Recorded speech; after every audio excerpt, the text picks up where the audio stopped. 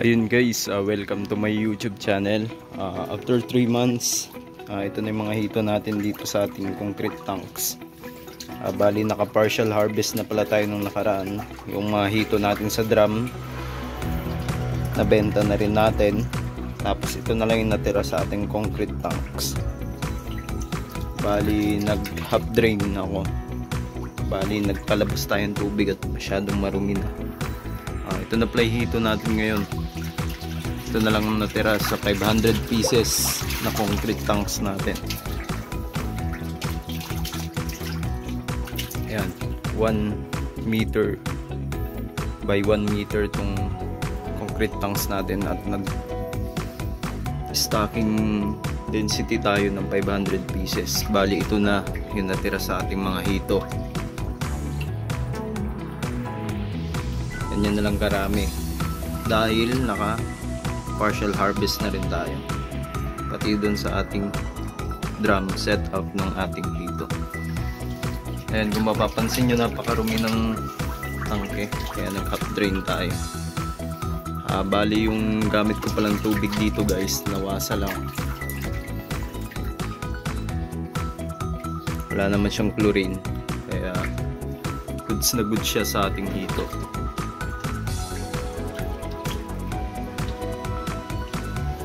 Papakita ko kung saan ako kumukuha ng tubig.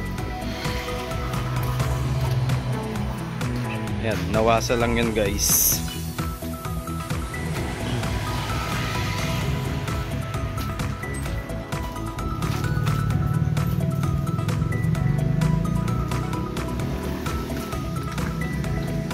Ito na pala yung drum na ginamit natin nung nakaraan sa ating hito grow out sa drum. Bali naka-harvest na tayo dyan.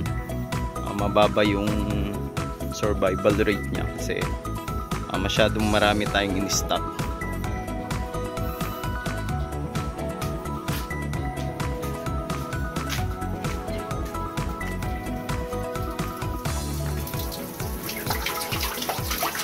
And guys, bali sa weekend bebenta na natin itong mga natira nating concrete tanks.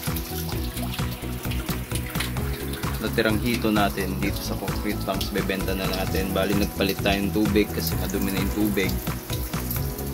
Ayun guys, update ko na lang kayo sa next stocking natin sa ating drum saka dito sa concrete tanks. Pagkatapos natin mag-harvest, mag-stock ulit tayo ng ating fingerlings na hito. Sa nagtatanong pala kung saan ko kinukuha yung mga fingerlings natin, may nagsusupply sa ating nagbi-business din ng hatchery malapit lang dito. May balak kayong bumili. Bali ang presyuhan ng hito fingerlings ay 1 peso per inches. Ayun lang guys, update ko kayo pagkatapos natin mag-harvest. Pagpanibagong stock na naman tayo ng ating hito farming background, backyard hito farming.